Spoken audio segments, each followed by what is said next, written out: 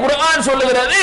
இந்த குர்ஆன் எதற்காக வேண்டி அருளப்பட்டிருக்கிறது என்றால் உலக மக்களுக்கெல்லாம் அறிவுரை, அத்தனை பேருக்கும் தேவையான சட்ட திட்டங்கள், வாழ்க்கை நெறிமுறைகள் இந்த இஸ்லாத்தில் இருக்கிறது. குர்ஆன் சொல்லுகிறது. அதோடு மாத்திரம் நிப்பாட்டவில்லை. திருமறை குர்ஆன் சொல்லுகிறது, இதுல நீங்கள் ஏதாவது ஒரு முரண்பாடை காட்டுங்கள் பார்க்கலாம், ஏதாவது ஒன்றை மாற்ற வேண்டும் என்று நீங்கள் முன்வையுங்கள் பார்க்கலாம். குர்ஆன் சவால் விடுகிறது. திருமறை குர்ஆன் இந்த உலகத்தில் எந்த மதமாவது சிந்திப்பதை வலியுறுத்தி பார்த்திருக்கிறோமா? சிந்தனை செய்யணுங்க, அதான் மதம், அப்படிதான் இருக்கணும்னு பகுத்தறிவாதிகள் கூட இன்றைக்கு களம் கண்டு தங்களுடைய பிரச்சாரத்தை எடுத்து செல்கிறார்களே. ஆனால் 1400 ஆண்டுகளுக்கு முன்பு, 14 நூற்றாண்டுகளுக்கு முன்பு குர்ஆன் பேசுகிறது, அஃபலா யததப்பருனல் குர்ஆன், இந்த குர்ஆன் என்ற இறைவேதத்தை நீங்கள் சிந்தியுங்கள். எந்த திருமறை குர்ஆனை முஸ்லிம்கள் உலகத்திற்கெல்லாம் ஒரு பொதுவான மறை என்கிறார்களோ அந்த திருமறை குர்ஆன் சொல்லுகிறது, இதை சிந்தியுங்கள். ஆனா இப்படி சொல்ல முடியுமாங்க? 14 நூற்றாண்டுகளுக்கு முன்பு இறைவனால் இறைக்கப்பட்ட வேதம் என்று முஸ்லிம்கள் நம்புறோமே, இந்த வேதம் சொல்லுகிறது சிந்தியுங்கள். அம் அலா குலூபின் அக்ஃபாலுஹா, நீங்கள் சிந்திக்காமல் தடுப்பதற்கு இறைவன் உங்களுடைய உள்ளத்திற்கு பூட்டு போட்டிருக்கிறானா? குர்ஆன் கேட்கிறது. திருமறை குர்ஆனுடைய 47வது அத்தியாயத்தினுடைய 24வது வசனம் இந்த உலகத்திற்கு முன்வைக்கிறது, சிந்திக்க விடாமல் ஏதேனும் குர்ஆன் உங்களை தடுத்து வைத்திருக்கிறதா? உள்ளங்களுக்கு பூட்டு போட்டு சிந்திக்கலாம் கூடாது. அதெல்லாம் கேட்டா தெய்வம் கண்ணை குத்தி விட்டுரும், சாமி குத்தமாய் போயிடும், வாயில உடனே அடித்துக்கொள் என்று சொல்லுகிறதா? 1400 ஆண்டுகளுக்கு முன்பு குர்ஆன் சொல்லுகிறது, இந்த குர்ஆனை ஒருவர் நம்பினால் கூட அவர் குருட்டுத்தனமாக செவிட்டுத்தனமாக விட மாட்டார். அல்லதீன இதா ذُكِّرَ بِآيَاتِ رَبِّهِمْ, அல்லாஹ்வுடைய வசனங்களை கொண்டு அவர்களிடத்தில் எடுத்து வைக்கப்பட்டாலும், சூரத்துல் ஃபுர்கான் என்று சொல்லக்கூடிய 25வது அத்தியாயத்தில் 73வது வசனத்தில் அல்லாஹ் சொல்கிறான், அல்லாஹ்வுடைய வசனத்தை கொண்டு அவர்களிடத்தில் எடுத்து வைத்தாலும் லம் யஹ்ரு அலைஹா, அதன் மீது அவர்கள் விழுந்து விட மாட்டார்கள். எப்படி? சும்மமா உம்யானா, குருட்டுத்தனமாக செவிட்டுத்தனமாக விழுந்து விட மாட்டார்கள், சிந்திப்பார்கள், யோசித்து பார்ப்பார்கள், இது இறைவனிடத்திலிருந்து வந்த வார்த்தை தானா என்பதை யூகித்து பார்ப்பார்கள். அப்படி ஆய்வு செய்து பார்த்து இந்த மனித குலத்திற்கு சொல்வார்கள், இந்த சட்டம் எல்லாம் ஏற்க வேண்டியது, எக்காலத்திலும் பொருந்தக்கூடியது, இதை நோக்கி வாருங்கள் என்று அழைப்பார்கள். இந்த மண்ணிலே பிறந்து வளர்ந்து ஏதாவது ஒரு ஜாதியிலே பிரிவிலே இருந்து பல இழிவுகளை சந்தித்து இஸ்லாம் என்ற இந்த மார்க்கத்துக்குள்ளே தங்களை நுழைத்துக் கொண்டு இன்றைக்கு முஸ்லிம்கள் என்ற கண்ணியத்தில் வாழ்கிறார்கள். சரிசமமாக பார்க்கப்படுகிற நிலையை இஸ்லாம் தந்திருக்கிறது. இதை நோக்கி கூப்பிடுகிறோம். இந்த உலக மக்களுக்கெல்லாம் மறைவுள் விடுகிறோம், வாருங்கள். எந்த ஒன்றை எடுத்தாலும் இன்றைக்கும் இதுதாங்க சரின்னு சொல்லுவீங்க, அப்படி பார்க்கும். இந்த உலகத்துக்கு அப்படிப்பட்ட கருத்து. முகமது நபி அவர்கள் 1400 ஆண்டுகளுக்கு முன்பு அவர்களுடைய இறுதி பேருரையிலே அவர்கள் ஒரே ஒரு ஹஜ்ஜை செய்தார்களே, அந்த ஹஜ்ஜத்துல் வதா என்ற இறுதி ஹஜ்ஜின் போது ஒரு கருத்தை முன்வைக்கிறார்கள். அலா அறிந்து கொள்ளுங்கள், உலகத்தில் உள்ள அத்தனை மக்களுக்கும் சொல்கிறார்கள், மக்களை அறிந்து கொள்ளுங்கள், குல்லு ஷைஇன் மின் அம்ரில் ஜாஹிலியத்தி தஹ்த கதமைய மௌலூன், அறியாமை கால அனைத்து செயல்பாடுகளையும் காரியங்களையும் எனது காலடிக்கு கீழ் போட்டு நான் புதைத்து விட்டேன், முடித்து விட்டேன்ங்கிறாங்க. ஏன்? இந்த மார்க்கம் சிந்திக்க தோண்டும். மூட நம்பிக்கையா இஸ்லாம் ஒழித்து கட்டியது. அப்படி ஏதாவது மூட நம்பிக்கை இஸ்லாத்துக்குள்ள பார்க்க இயலுமா? அப்படி ஏதாவது ஒரு நடைமுறை இஸ்லாத்துக்குள்ள இருக்காங்க? குர்ஆன்ல இருக்காங்க? முகமது நபி ஸல்லல்லாஹு அலைஹி வஸல்லம் சொல்லி இருக்கிறாங்களா? முஸ்லிம்களுடைய அறியாமையில் வேண்டுமான சில செயல்பாடுகளை நீங்க பார்க்கலாம். என்ன பாய் பகுத்தறிவை பேசுறீங்க? முஸ்லிம்களுக்கிட்டையும் பகுத்தறிவுக்கு எதிரான சில செயல்பாடுகள் இருக்குது. தர்கா என்ற பெயரில் சென்று சமாதியை வழிபடுகிறார்களே, கையில தாவித்தை, கையில ஒரு கயிறு, கழுத்துல ஒரு கயிறு, காலில் ஒரு கயிறு. நீங்களும் தானே பாய் இந்த மாதிரி செயல்களை எல்லாம் செய்றீங்க என்று சொன்னாலும் முகமது நபி இதெல்லாம் சொல்லல, திருமறை குர்ஆன் இதெல்லாம் சொல்லல. 1400 ஆண்டுகளுக்கு முன்பு சொல்லுகிறது, லை யுஸீபனா இல்லா மா கதபல்லாஹு லனா, அல்லாஹ் நாடியதை தவிர வேறு எதுவும் எங்களை ஒருபோதும் அண்டாது என்பதுதான் ஒரு மூமினுடைய சொல். ஓ மௌலானா, அவன் தான் எங்கள் பாதுகாவலன். யார் எங்கள் பாதுகாவலன் என்று சொன்னால் இந்த அகில உலகங்களை படைத்தானே, எங்களை ரட்சிக்கிறானே, எங்களுக்கு உணவளிக்கிறானே, எங்களுடைய கஷ்டங்களை துன்பங்களை துயரங்களை நீக்குகிற ஆற்றல் படைத்தவனாக இருக்கிறானே, அவன் மாத்திரம்தான் எங்களுக்கு போதுமானவன் பாதுகாவலன். திருமறை குர்ஆனின் சூரத்து தௌபா என்ற 9வது அத்தியாயத்தில் 51வது வசனம். அப்ப இந்த இதுல எதையாவது ஒன்றை நீங்க மாற்றம் சொல்லுங்க பார்ப்போம். இந்த மாற்றத்தை நோக்கி ஓடி வருவீங்க. எந்த மாற்றத்தை நோக்கி? இஸ்லாம் என்ற இந்த உலகத்திற்கெல்லாம் வழிகாட்டி மார்க்கமாக இருக்கிற இதை நோக்கி ஓடி வருவீர்கள். எந்த ஒன்றை எடுத்தாலும் அழகிய முறையில அற்புதமான கருத்துகளோட, ஆனா இன்றைக்கு வரைக்கும் ஒழிக்க முடியலையேங்க மதுவை. இன்னைக்கு பார்க்கிறோம், மது குடித்து விட்டு தெருவில் படுத்து கிடக்கிறான். அவனுடைய மூளையை அடகு வைக்கிறான், சிந்தனை அடகு வைக்கிறான். அவனுடைய ஆடைகள் அவிழ்ந்து அவனுடைய பொருளாதாரங்கள் எல்லாம் கீழே சிந்தி விரையப்படுத்தப்பட்டு எரியப்பட்டு அவன் தன்னை மறந்த நிலையில இருக்கிறான். ஆனா திருமறை குர்ஆன் 1400 ஆண்டுகளுக்கு முன்பு ஒற்றை போதனையில ஒழித்து காட்டிச்சு. எப்படி? அப்ப இந்த மாற்றம் உங்களுக்கு வேணாமா? இந்த உலகத்துல என்னென்னமோ மாறுதுங்க. இஸ்லாம் மாற்றி காட்டியது 1400 ஆண்டுகளுக்கு முன்னால். மது என்பது மக்களுக்கு கேடு என்று சொல்லியது. முகமது நபி அவர்களிடத்தில் மக்கள் கேட்டதுக்கு திருமறை குர்ஆன் சொல்லுகிறது, யஸ்அலூனக அனில் ஹம்ரி வல் மைஸரி. முகமதே, உங்களிடத்தில் கேட்கிறார்கள், மதுவை குறித்து கேட்கிறாங்க, சூதாட்டத்தை குறித்து கேட்கிறாங்க. குர்ஆன் வசனம் எடுத்து பார்க்கலாம். 2வது அத்தியாயத்தில் 219வது வசனம் குர்ஆன் சொல்லுகிறது, குல் ஃபீஹுமா இஸ்முன் கபீர். மக்களுக்கு சொல்லுங்கள் முகமதே. அப்ப திருமறை குர்ஆன் சொல்லுகிறது, மது என்பது மனிதனுக்கு கேடு, பெரும் அது ஒரு இதைத்தான் தரும், மனிதனுக்கு நன்மைக்கு பதிலா தீமையை தான் தரும் திருமறை குர்ஆன் சொல்லுகிறது. அதோடு மாத்திரம் இல்லாமல் திருமறை குர்ஆன் சொல்லுகிறது, எந்த மதுவை நீங்கள் எடுத்துக் கொள்கிறீர்களோ அது உங்களுக்கு மத்தியில பகையையும் வெறுப்பையும் வேறுபட்ட ஒரு நிலையும் தான் தரும் குர்ஆன் சொல்லுகிறது. சூரத்துல் மாயிதா என்று சொல்லக்கூடிய 5வது அத்தியாயத்தில் 91வது வசனத்தில் சொல்லுகிறது, பெருங்கேடு அது. அதனால உங்களுக்கு பகை வரும், வெறுப்பு வரும். அதான் பாக்குறோம். குடிக்கிறதுக்கு முன்னாடி வரைக்கும் 2 பேரும் ஒன்னா உட்கார்ந்துகிட்டு நண்பன் இருப்பாங்க. குடிச்ச அடுத்த நொடி உள்ள அந்த மதுவனுடைய அந்த உள்ள அந்த இது இறங்கின உடனே, போதை இறங்கின உடனே பக்கத்தில் இருக்கிறவனே எதிரியா பார்க்க ஆரம்பிச்சிருவான். அதுக்கப்புறம் அவனை இவனும் கட்டி புரண்டு உழலுவான், தெருவில் அடிச்சுக்கிடுவான், ஆபாசமான வார்த்தைகளை பேசுவான்.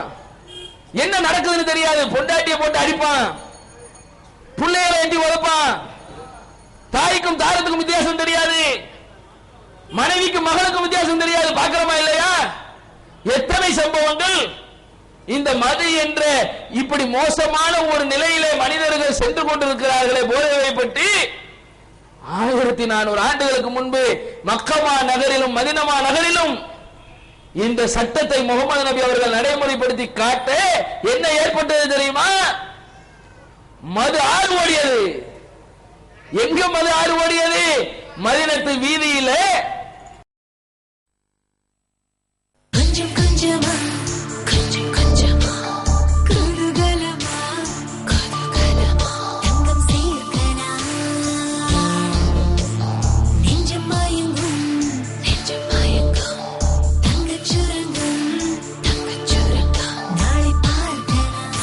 ஜுவல்லர்ஸின் கோல்டன் கிரைண்ட் சேவிங் ஸ்கீமில் இன்றே சேருங்கள், தங்கத்தை இனிதாய் சேருங்கள். இத்திட்டத்தில் செய்கூலி சேதாரம் இல்லை. Fathima jewellers. NSC post road Hussainiya jewellers. தரமான தங்க நகைகள், புத்த புது டிசைன்கள், அன்பான உபசரிப்புக்கு Hussainiya jewellers. Hussainiya jewellers 168 NSC post road, Chennai 79. கண்கவர் அணிகலன்களின் சாம்ராஜ்யம் ஹூர்லின் கவரிங். அழகின் அழகிற்கு ஆனந்த ஆபரணம். ஹூர்லின் கவரிங். எண்ணற்ற மாடல்கள், எண்ணங்களுக்கு ஏற்ற டிசைன்கள். ஹூர்லின் கவரிங். மங்கையரின் மனங்களின் ஹூர்லின் கவரிங். இப்பொழுது பரபரப்பான விற்பனை. பண்டிகை கால சிறப்பு தள்ளுபடி. Velachery main road, Thandeeswaran bus stop near Velachery, Chennai 42. Phone number 04422431446. யாரெல்லாம் மது குடித்து அதன் பிரியர்களாக இருந்தார்களோ அதை நேசித்தார்களோ அந்த மக்கள் இந்த இஸ்லாத்தை ஏற்ற அடுத்த கணம், இந்த திருமறை குர்ஆன் வசனம் இறங்கிய அடுத்த கணம், கொண்டு வந்து பீப்பாய் பீப்பாயாக வீட்டுக்குள்ள வைத்திருந்த மதுவை தெருவிலே கொட்டுகிறார்கள். இனிமேல் நாங்கள் இதை தொடமாட்டோம் என்கிறார்கள். மாற்றுனது எதுங்க? இந்த மாற்றத்தை அவர்களுக்கு உள்ளத்தில் ஏற்படுத்தியது இஸ்லாம் இல்லையா? இஸ்லாம் என்ற இந்த மார்க்கம் இல்லையா? குடிக்கிறதே வாழ்வியல் லட்சியமாக கொண்ட ஒரு சமுதாயம் என் வீட்டில் இத்தனை ஆண்டுகளுக்கு பழமையான மது இருக்கிறது என்று பெருமை பாராட்டிய ஒரு சமுதாயம் மதுவை தூக்கி எறிகிறது.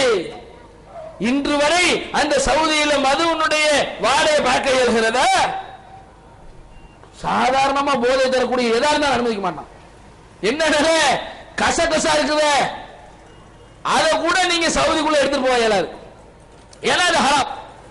நபிகள் நாயகம் ஸல்லல்லாஹு அலைஹி வஸல்லம் சொன்னார்களே, குல்லு முஸ்கிரின் ஹராம், போதை தரக்கூடிய ஒவ்வொன்றும் ஹராம், ஒவ்வொன்றும் தடுக்கப்பட்டது. கசகசா கூட ஒப்பினியம் என்று சொல்லக்கூடிய ஒரு வகையான செடி, போதை தரக்கூடிய செடி அது. அதை நீங்கள் உட்கொண்டால் அந்த கசகசாவை சாப்பிட்ட அதிகமா தூக்கம் வருதா இல்லையா? நம்ம ஊர் பழக்கத்துல எல்லாம் இருக்குது, அந்த மாதிரி கசகசாவை போடுவார்கள், உணவுல எடுத்துக்கொள்வாங்க. ஆனா ஹராம் அது. ஏன்? போதை இருக்கு அதுல. அது என்ன இருக்குது? அதை சாப்பிட்டீங்கன்னு வைங்க, கொஞ்சம் நல்லா சாப்பிட்டீங்கன்னா போதும். சாராயத்தை குடிச்சா என்ன எஃபெக்ட் வருமோ, கஞ்சா அடிச்சா என்ன எஃபெக்ட் வருமோ, அந்த எஃபெக்ட் அதுலயும் பார்க்கலாம். எப்படி லேசா தெரியற மாதிரி இருக்கும். ஆனா அதுலயும் ரசூலா பாருங்க, எது போதை தருமோ அதை கொஞ்சமா எடுத்துக்கிட்டாலும் ஹராம் தான்.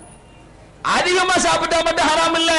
ஒண்ணு போதை தரணும் வைங்க, போதை தரது கொஞ்சமா எடுத்துக்கிறேன், ஒரு ½ மில்லி, ஒரு குவார்டர், அத எல்லாம் தப்புப்பா. லைட்டா அதுல போதை தரம்னா எடுத்து நக்கறா கூட தப்பு. ஆனா எப்படி இந்த உலகத்துக்கு சட்டத்தை சொல்லி இதன் பக்கம் மக்களை கூப்பிட்ட இந்த மார்க்கத்தை என்னென்ன மாதிரி எல்லாம் சித்தரிக்கிறார்கள். வேதனையாக இருக்கிறது. இந்த மார்க்கத்தை ஏதோ பயங்கரவாதத்தை, தீவிரவாதத்தை முன்னிறுத்ததான் நினைக்கிறாங்க. ஆனா இதுதாங்க மனித நேயத்துக்கு ஊற்றுக்கண். மனித நேயத்தினுடைய மொத்த உருவமாக இருப்பது இந்த இஸ்லாமிய மார்க்கம். ஏன்? எவனாவது ஒரு உயிரை கொண்டா கூட ஒட்டுமொத்த ஆன்மாவை கொண்டதுக்கு சமம், ஒட்டுமொத்த மனித குலத்தையும் கொண்டதுக்கு சமம். குர்ஆன் சொல்லுகிறது. குர்ஆன் சொல்லுகிறது, யாராவது ஒருத்தன் ஒரு அநியாயமா ஒரு உயிரை கொள்கிறான்னு வைங்க, ஒரு மனித உயிரை பறிக்கிறான்னு வைங்க, அவன் எவ்வளவு பெரிய பாவத்தை செய்யறான் தெரியுமா? சூரத்துல் மாயிதா 5வது அத்தியாயத்துல 32வது வசனம் சொல்லுகிறது, கத்தல நாஸ ஜமீஆ, ஒட்டுமொத்த மனிதர்களையும் கொன்னவன் போலாம, ஒரு ஆளை கொன்னது இல்லாம, ஒரு உயிரை கொண்டிருந்தாலும் அல்லாஹ்வுடைய பார்வையில் அவன் எப்படிப்பட்டவன் என்றால் ஒட்டுமொத்த மனித குலத்தையும் கொன்னவன். குர்ஆன் சொல்லுகிறது, மன் அஹ்யாஹா ஃபகஅன்னமா அஹ்யன் நாஸ ஜமீஆ. அதே மாதிரி எவன் ஒரு உயிரை வாழ வைக்கிறானோ, ஒரு ஆன்மாவை வாழ வைக்கிறானோ, அவன் ஒட்டுமொத்த மனித குலத்தையும் வாழ வைத்தவன் போல. குர்ஆன் சொல்லுகிறது. இதா பயங்கரவாதத்தை முன்னிறுத்துகிறது. இதையா திருமறை குர்ஆனை அப்படி படித்த உடனே ஒருத்தன் கழுத்த இருக்கிற மாதிரி காட்டுகிறீர்கள்? இந்த குர்ஆனையா? ஆனா மனித நேயத்தை உலகத்திற்கு சொல்லிக் கொடுக்கக்கூடிய ஒரு நெறி நூலை திரைப்படத்தில் எப்படி காட்டி விட்டார்கள் என்று 786 மதிப்பு கூறுவதை காட்டிவிட்டான். 786 அப்படி ஒரு அது மாதிரி ஒரு மதிப்புக்குள்ளதான். அது வெறும் நம்பர். அதை கையில கட்டிக்கிறாங்க, கழுத்துல தொங்க போட்டுக்குவாங்க. சூப்பர் ஸ்டார்லாம் கூட ஒரு படத்துல என்ன பண்ணுவாரு, அப்படி அதை ஜோப்ல வச்ச உடனே குண்டு பட்டாலும் அது என்னமோ நம்பருக்கு மதிப்பு தரான் ஒரு பக்கம். ஆனா குர்ஆன் என்ற ஒரு வார்த்தை எப்படி காட்டுறான்? ஒருத்தர் கழுத்துக்கு போகும்போது அதை ஓடுவானா, அது மூஞ்செல்லாம் மறைச்சிக்கிடுவானா, குர்ஆன் ஓடுவானா. இப்படி யாரா உனக்கு சொன்னா? யார் சொன்னா? எந்த இஸ்லாமிய மார்க்கத்தினுடைய நெறிகளை பார்த்தீர்கள்? RSS சங் பரிவாரனுடைய தவறான கருத்தை உள்வாங்கிக் கொண்டு இஸ்லாத்திற்கு எதிரான நச்சு கருத்துக்களை பரப்புகிறீர்களே, அல்லாஹ் ஏற்படுத்திய மாற்றத்தால் உங்களை சேர்ந்த சகோதரர்களை இந்த கொள்கையின் அல்லாஹ் ஈர்த்திருக்கிறான். எனக்கு முன்னால் தலைமையகத்திலே 10 நாட்களாக இந்த தாயிகளுக்கான பயிற்சி வகுப்பில் பயிற்சி பெற்று வரக்கூடிய ஒரு சகோதரர் சித்திக் என்று பேசினாரே, அவர் RSS நெல்லை மாவட்டத்தில் இருக்கக்கூடிய களக்காடு நகர் ஒன்றிய செயலாளர். சாலை குமார் என்ற பெயரில் இருந்து இன்றைக்கு சித்திக்காக மாறி உங்களுக்கு மத்தியில் சத்தியத்தை சொல்லுகிறார். இப்படி எத்தனை உதாரணங்களை காட்டு. பாபர் மசூதியை இடித்த அந்த குற்றவாளிகள் பட்டியலில் உள்ளவர்களுடைய உள்ளங்கள் நீங்கள் தண்டிக்கவில்லை. நீங்கள் அவர்களை எந்த விதத்திலும் குற்றவாளிகள் என்று முன்னிறுத்தி நீதிமன்றத்தால் அவர்களை தூக்கிலிடவில்லை. ஆனால் இந்த உலகத்துக்கு பிறகு மறுமை என்ற ஒரு வாழ்க்கை இருக்கிறது. அங்கே நம்மை படைத்த இறைவன் இருக்கிறான். அவன் முன்னால் நான் குற்றவாளி ஆகிவிடக் கூடாது என்று இஸ்லாத்துக்கு வந்தவர்கள் இருக்கிறார்கள். பாபர் மசூதி இடித்தவர்களுக்குள்ள இஸ்லாமிய ஒளி ஏற்றப்பட்டிருக்கிறது. அது காரணம் என்ன? இந்த மார்க்கம் அப்படிப்பட்டது. இது சொல்லுகிற சட்டங்கள் அப்படிப்பட்டது. ஆனா இது எந்த ஒண்ணு சொன்னாலுங்க ஒரு பக்கம் இஸ்லாத்தை விமர்சிப்பார்களுங்க, இன்னொரு பக்கம் இஸ்லாத்தினுடைய கொள்கை தான் சரி என்று பிரச்சாரத்தை மாற்று சமுதாயத்தை சேர்ந்த சகோதரர்களுடைய வாயினாலே சொல்ல வைப்பான்ல. எப்படி தெரியுமா? உதாரணத்துக்கு பெண்கள் ஒரு ஆடை உடுத்திருக்கிறாங்க. முஸ்லிம் அல்லாத சகோதரர்களுக்கு கூட இந்த பருதாங்கிற ஆடையை பத்தி தெரியுமா இல்லையா? தெரியாதா? முஸ்லிம் பெண்கள் அந்நிய ஆண்களுக்கு முன்னால் தங்களுடைய முகங்களை முன்கைகளை தவிர மற்ற பகுதிகளை எல்லாம் மறைத்து ஒரு ஆடை உடுத்திக்கிட்டு வருவாங்க. இந்த ஆடை அவர்களுக்கு இஸ்லாம் கற்று தந்திருக்கிற ஒரு ஒழுக்க நெறியில உள்ளது. இது குர்ஆன்ல உள்ளதுதான். திருமறை குர்ஆனில் ஆணுக்கும் ஒரு சட்டம் இருக்கிறது. சூரத்து நூர் என்று சொல்லக்கூடிய 24வது அத்தியாயத்தில் 30-31 நீங்க பார்க்கலாம். குல்லில் முஃமினீன, முஃமினான ஆண்களுக்கு சொல்லுங்கள். ஆண்களுக்கும் இஸ்லாம் சொல்லுகிறது. என்னன்னு சொல்லுகிறது? அவர்கள் தங்களுடைய பார்வையை தாழ்த்திக் கொள்ளணும். ஒரு ஆணுக்கு குர்ஆன் சொல்லுகிறது குல்லில் முஃமினீன யகுல்லு மின் அப்சாரிஹிம். ஒரு முஃமினான ஆணுக்கு சொல்லுங்க அவர் தன்னுடைய பார்வையை தாழ்த்திக் கொள்ளணும்னு சொல்லுங்க. வ யஹ்ஃபது ஃபுரூஜஹும், மேலும் அவர் தன்னுடைய கற்பை பாதுகாத்துக் கொள்ள வேண்டும் என்றும் சொல்லுங்கள். வாலிக அஸ்காலஹும், அதுதான் அவருக்கு தூய்மையானது. திருமறை குர்ஆன். ஒரு ஆணுக்கும் சட்டம் இருக்கிறது, பார்வையை தாழ்த்தணும். இது தேவையா இல்லையா? இன்றைய காலகட்டத்துக்கு இந்த பார்வையை இவன் அங்கேயும் இங்கேயும் பார்ப்பதனால மேய விடுவதனால தானே பல பாலியல் தொல்லைகள் ஏற்படுது, பல கேடுகள் ஏற்படுது. 1400 ஆண்டுகளுக்கு முன்பு ஆண்கள் எப்படி வேணாலும் இருக்கலாம், பெண்கள் மட்டும்தான் நீங்க இழுத்து மூடிட்டு இருக்கணும்னு இஸ்லாம் சொல்லல. ஆண்களுக்கும் சொல்லுது பார்வையை தாழ்த்து, கற்பு உனக்கு இருக்குது, அதை பாதுகாத்துக்க. அதுதான் சரியான செயல், அதுதான் தூய்மையான செயல். ஒரு ஆணுக்கும் சொல்லுகிற இதே மார்க்கும் குல்லில் முஃமினாத்தி யஹ்ஃபுன மின் அப்சாரிஹிம், மூமினான பெண்களுக்கும் சொல்லுகிறது அவர்களும் பார்வையை தாழ்த்தணும். ரெண்டு பக்கமுமே இருக்கணும், மியூச்சுவலா சொல்லுதுங்க. இஸ்லாம் எப்படி சொல்லுதுன்னா ஆணுக்கு மட்டும் சொல்லிட்டு பெண்களை விட்டுல, ஆணுக்கும் சொல்லுது பெண்ணுக்கும் சொல்லுது உங்களுடைய பார்வைகளை நீங்க தாழ்த்தணும். கொஞ்சம் கொஞ்சமா கொஞ்சம் கொஞ்சமா குருகலமா குருகலமா தங்கம் சேர்க்கலாம். நெஞ்சம் மயங்கும் தங்கச் சுரங்கம் நாளை பார்க்கலாம். ஃபாத்திமா ஜுவல்லர்ஸின் கோல்டன் கிரைண்ட் சேவிங் ஸ்கீமில் இன்றே சேருங்கள். தங்கத்தை இனிதாய் சேருங்கள். இத்திட்டத்தில் செய்கூலி சேதாரம் இல்லை. ஃபாத்திமா ஜுவல்லர்ஸ்.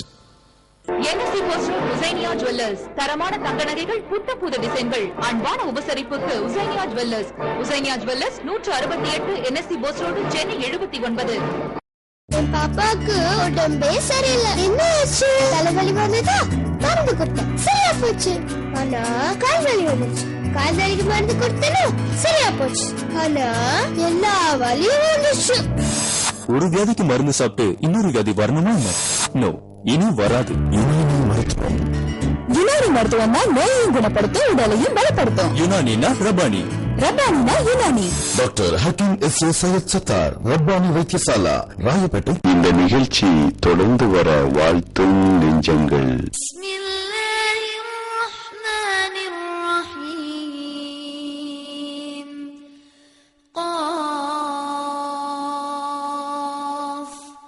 والقرآن المجيد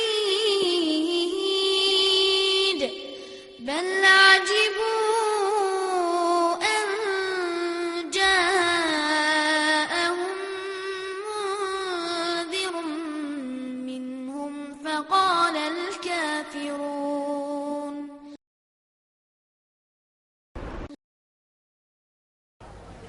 ஆனால் கூடுதலாக பெண்களை பொறுத்த வரைக்கும் ஒரு சட்டம் இருக்குது, அவங்களும் கற்பை பாதுகாக்க வேண்டி இருக்கிறது. வலா யுபதீன சீனத்தஹுன்ன இல்லாம ظهر منها ويضربن بخمورهن على جيوبهن.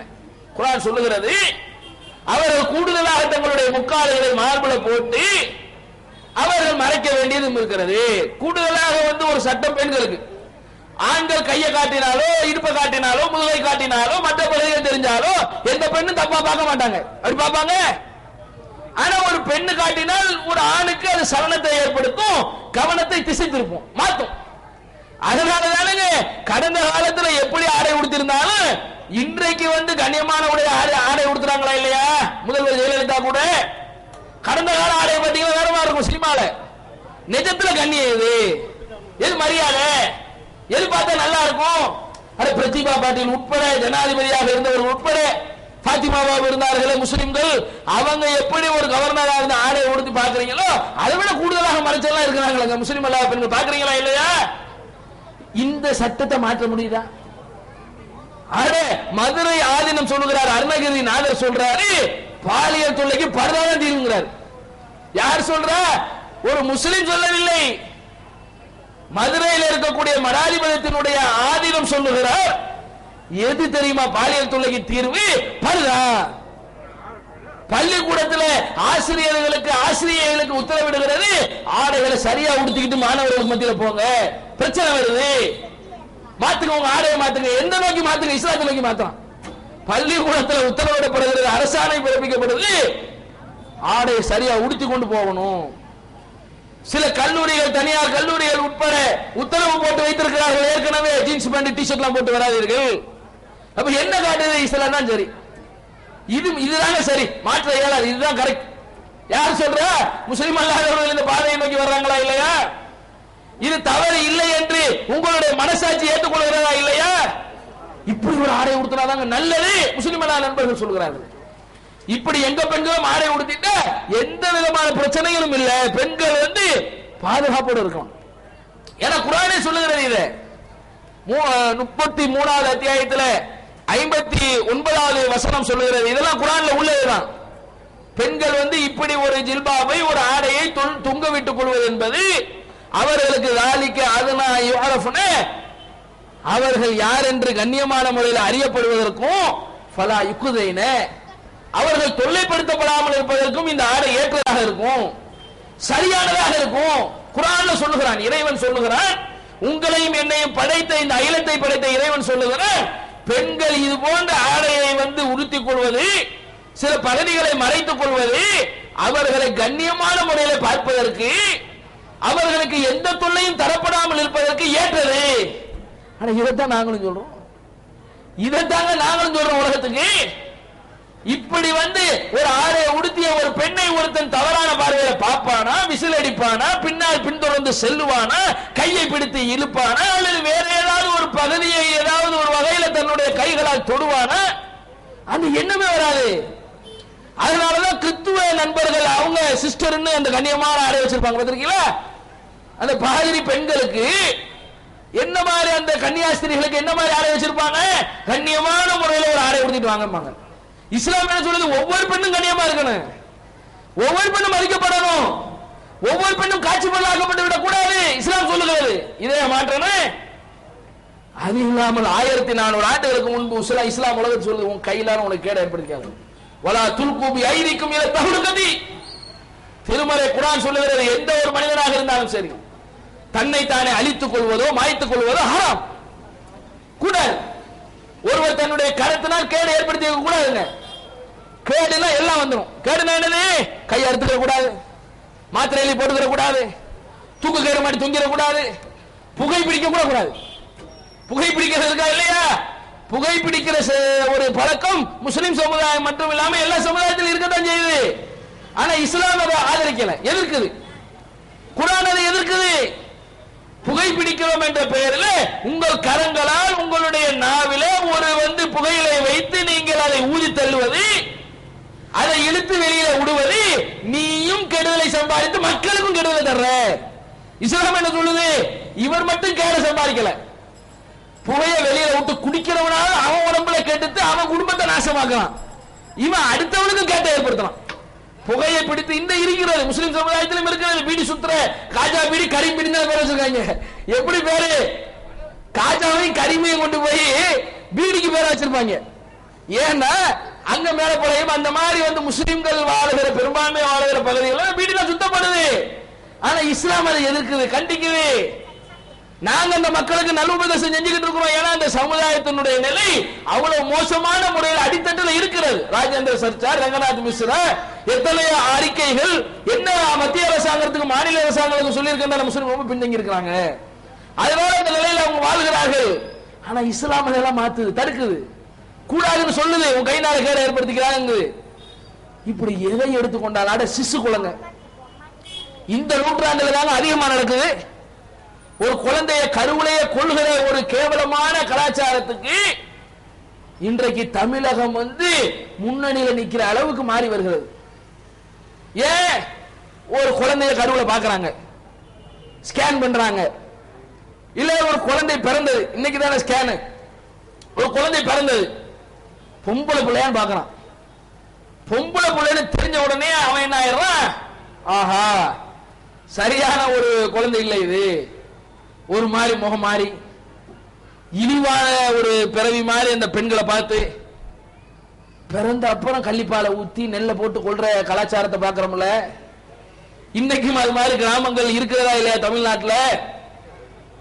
நபிகள் நாயகம் ஸல்லல்லாஹு அலைஹி வஸல்லம் அவர்கள் வாழ்ந்த காலத்துல உயிரோட கொள்ளுவாங்க, குழிக்குள்ள போட்டு கொள்ளுவான். 1400 ஆண்டுகளுக்கு முன்பு திருமறை குர்ஆன் இந்த உலகத்திற்கு என்ன முன்வைக்கிறது என்று சொன்னால், உன்னுடைய குழந்தையை நீ கொல்லக்கூடாது. வலா தக்துலு அவுலாதக்கும் மின் இம்லாக், உங்களுடைய குழந்தைகளை வறுமை ஏற்பட்டுரும், கஷ்டம் ஏற்பட்டுரும், அதனால ஏதாவது பாதிப்பு வந்துரும் சொல்லி கொண்டு விடாத. கொலை செய்வது என்பது தவறான ஒரு காரியம். நஹ்னு நர்சுகுக்கும் வ ஈயாக்கும், உங்களுக்கும் அவர்களுக்கும் நாம தான் உணவு தருகிறோம். யார் உணவு தர்றா? அல்லாஹ் உணவு தர்றான். உனக்கும் சரி உன் பிள்ளைக்கும் சரி, எத்தனை பிள்ளையா இருக்கட்டும். பழமொழியில் வச்சிருப்பாங்க, 5 பொம்பளை பிள்ளை பார்த்தா அரசு ஆண்டி ஆயிடுவான்னு. இஸ்லாம் அதெல்லாம் ஏத்துக்கறல. எத்தனை பிள்ளையாக இருந்தாலும் அல்லாஹ் உணவு தர்றவங்க. ஒரு கூண்டுல இருந்து வெளியே போகக்கூடிய ஒரு பறவைக்கு உணவளிக்கிறவங்க யாரு? அல்லாஹ் தானே. நீங்களா உணவளிக்கிறீங்க? ஆனா அல்லாஹ் உணவளிக்கிறான். முதலையினுடைய பல்லில மாட்டிக்கொண்டிருக்கிற இடுக்கில் உள்ள உணவை கூட குறிப்பிட்ட ஒரு பறவைக்கு உணவாக்குறான். அல்லாஹ் அவன் அளப்பெரிய அருளால கிருபையால அவன் வந்து உணவளிக்க கூடியவன். ஏன் கொள்றீங்க? திருமலை குர்ஆன் கண்டிக்கிறது. அது இல்லாம வைதா புஷ்ஷிர அலதுஹும் பில் உஸ்ரா, பொம்பளை பிள்ளையை பிறப்பதை நற்செய்திங்கிறான். நற்செய்தியை சொன்னா முகம் கடுத்துறாங்களாம், முகம் மாறிடுறான். அல்லாஹ் குர்ஆன்ல சொல்றான். 16வது அத்தியாயத்தில் 58ல பார்க்கலாம். 6வது அத்தியாயத்தில் 151 முதல்ல சொன்ன வசனத்தை பார்க்கலாம். அதே மாதிரி வந்து 6வது அத்தியாயத்தில் 31வது வசனத்துல இது எல்லாமே பார்த்தா பொம்பளை பிள்ளைய கொள்ளாத, சாகடிக்காத,